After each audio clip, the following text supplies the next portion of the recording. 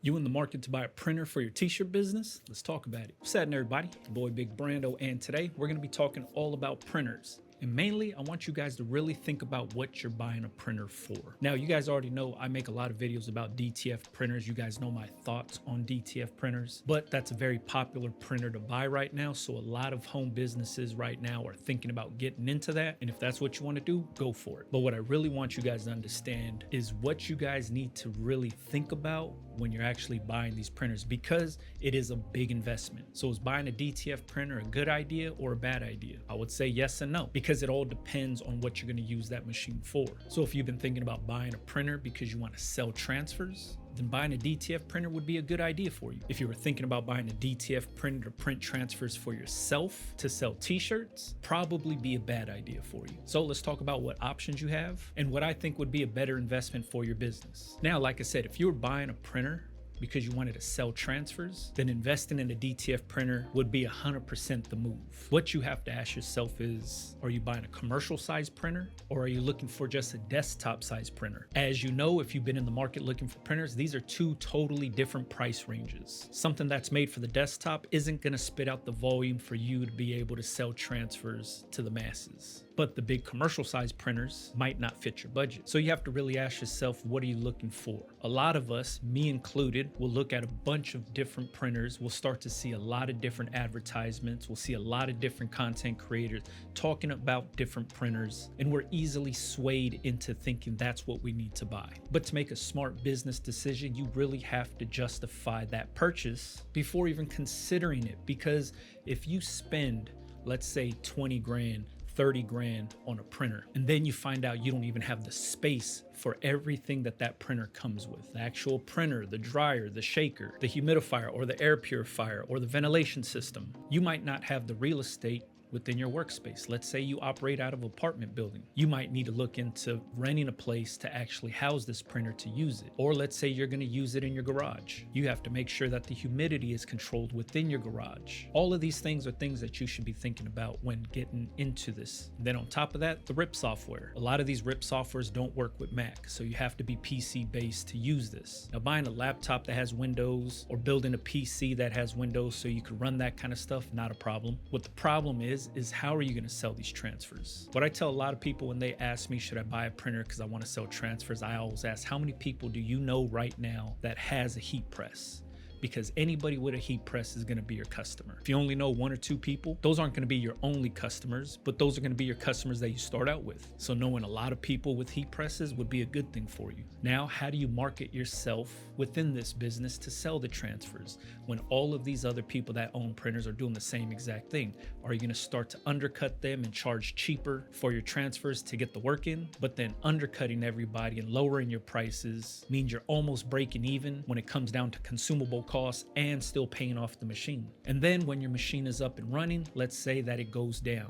Then what? What do you do with the orders? Do you have somewhere that you can outsource those transfers to keep the flow going, and you take a hit on those orders while your machine is getting repaired to be back up and running? You have to have your plan Bs and your backup plans to the backup plans in order. And all of this is just if you wanted to sell transfers to other people. You have the ability to print for yourself, but if you're not selling a lot of t-shirts, that bill at the end of the month still has to be paid to pay that printer off.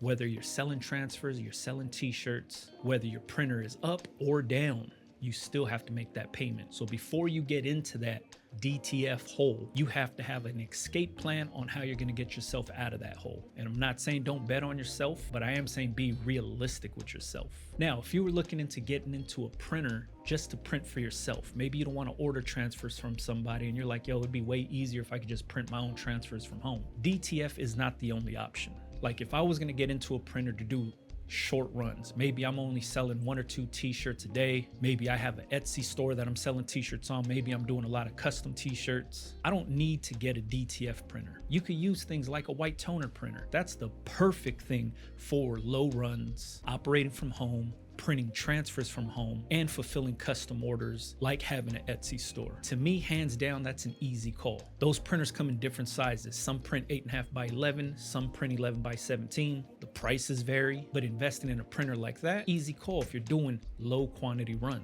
Outside of a white toner printer, you can also get into like those Stahls VersaFlex printers. You're limited to what you can print on because it only works on light color cotton t-shirts, whites, creams, tans, heather grays, light gray. Any light color shirt, it'll work because there's no white ink inside that printer, but you're still getting a quality print on 100% cotton t-shirts. Because when it comes to just regular traditional sublimation printers, whether it's your Epson that you converted into a sublimation printer, whether you have a Sawgrass sublimation printer, sublimation only works on 100% polyester t-shirts. If you're not planning on using polyester t-shirts, then sublimation wouldn't be the best bet for t-shirts. But luckily, Stahls VersaFlex solved that issue by creating the VersaFlex line that works on cotton. These are two options that I would choose over getting into DTF, only because owning a DTF printer requires so much maintenance.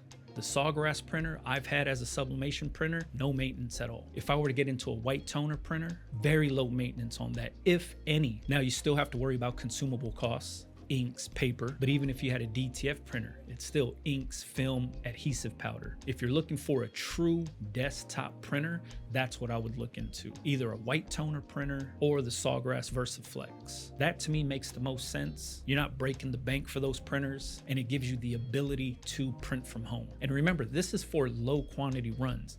If you have a run of like 150 shirts, I would just order DTF transfers from a local print shop to get those orders out. But if you're doing 1 to a dozen t-shirts, those printers could do you just right, especially for the people that are running the Etsy shops or doing custom stuff, or have the clientele that only want maybe 6 t-shirts for their family going to Disneyland, or they're only looking for 1 toddler shirt for their son's 2nd birthday, or an aunt wanting a onesie for her nephew that was just born, or a local business that sells cookies and they're going to be selling cookies at a live event and they just want 4 t-shirts for the people working the booth. Stuff like this can be done from these desktop printers. You do not have to go into the full DTF ecosystem to print t-shirts from home. There are other options out there, and there are way less inexpensive options out there. For example, if I were to get into those printers, the Stahls VersaFlex or a white toner printer, I would mainly use them to test out my full color designs. You guys know I use my Cameo vinyl cutter right now just to test out designs, but a lot of that is just done with single color because I'm cutting vinyl. So if I want to test out a multicolor design, I would have to go to the homie who has a DTG printer and ask him to bang me out one. When I had my own DTG printer, I was just knocking them out myself. I don't have that printer no more, so I don't have that luxury. But if I had a white toner printer, then I just knock that out easy, test that thing out, and let's say that design's a hit, then I would just order transfers from Supercolor for retail purposes. So anything going out to retail will be done with Supercolor. Anything I'm testing out will be done on my white toner printer. And then let's say I have clients that come in that just want some custom stuff, friends and family that just want one-off shirts. Instead of sitting there weeding up vinyl to knock those out, send it through the white toner, bingo, done. Now, if I got one of those Stahls VersaFlex printers, I would mainly use heather gray t-shirts, white t-shirts,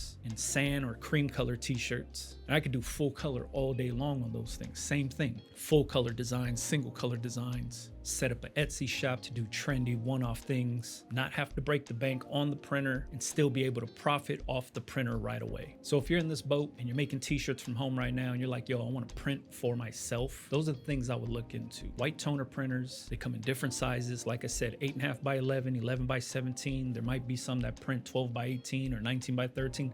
I don't know. You would have to look that kind of stuff up yourself. Same exact thing with the Stahls VersaFlex. Same exact thing.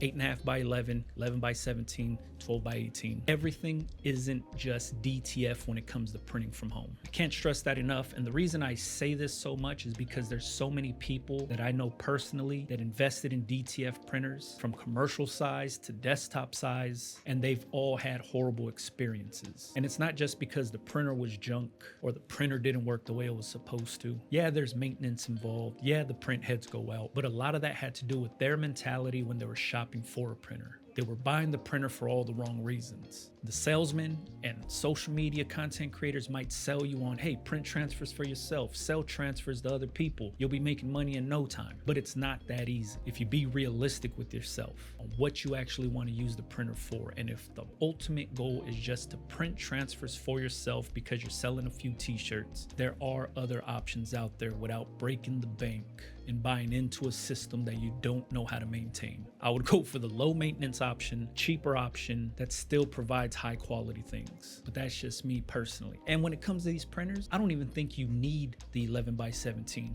Unless you're doing like really big prints, but majority of my prints don't go bigger than 8.5 by 11, any of them. 11 inches wide on the front, 11 inches wide on the back. You guys see all of my prints. The only one that I have that's really big is the 4 fingers up, 2 twisted in the middle design. And that one is just under 11 by 17. I think it's like 11 by 16. Majority of my prints are small hits right here, small hits right in between the shoulder blades on the back, maybe a 10-inch design, if that, on the front, or if it's just a bar of text or a design going across, it never goes bigger than 11 inches. You guys see me do that test all the time where I take a ruler and I measure nipple to nipple and it goes 11 inches across. That's the sweet spot for myself when it comes to designing for t-shirts.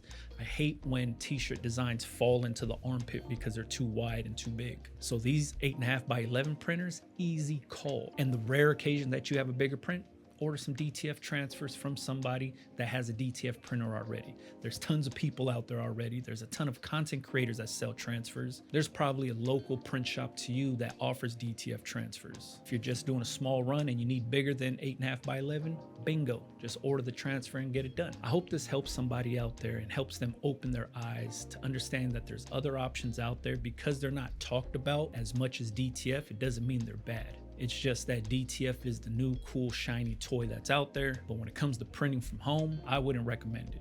I've tried it, wasn't for me. I've also tried it in my shop, still not for me. And I know majority of the people that watch me are home creators on tight budgets. So if you're in the market and you're looking for a printer to print from home, look at the other options out there. Don't be fooled into buying into a very expensive printer and putting yourself and your business in debt. Make a smarter business decision. Remember, don't go broke trying to get rich. Now, if you have any questions about anything I talked about here, or if you want to see white toner printers on my channel or Sawgrass VersaFlex printers on my channel, tag those companies down below and be like, yo, he needs one. If not, I'll probably go out and buy one of these things just so I can show you guys how these things work and how I would use it to make some money. If you want that kind of content, let me know also, because one, I don't know anything about both of those printers. I've just seen demos. I've seen them at the trade shows. I've seen videos on them. I've never owned them. I owned a Sawgrass, but the sublimation printer, I'm talking about the VersaFlex version. I have a few ideas on how I would use that thing. Same exact thing goes for the white toner printer. Like you guys hear me say it all the time. I would do all of my testing with my designs on those printers. I would do a ton of one-off shirts with those printers, especially for the white toner. I do the temporary tattoo stuff on those. I'd show you guys a ton of ways on how to make money with those printers. So if you want that type of content, let me know in the comments. Also, if you watch this whole video, leave the little shoe emoji in the comments if you watch this video all the way through. I appreciate you guys for watching and rocking with the channel all these years. Like I said, if you have any questions, leave it in the comments for me. Leave that little shoe emoji in the comments for me and let me know if you guys want to see some content around those types of printers. I never show printing on this channel, but if that's something the people wanted, then I would actually do it for the people. And if you want to, follow me on Instagram, Big Brandoh TV. Catch you guys on the next one, man. Yeah.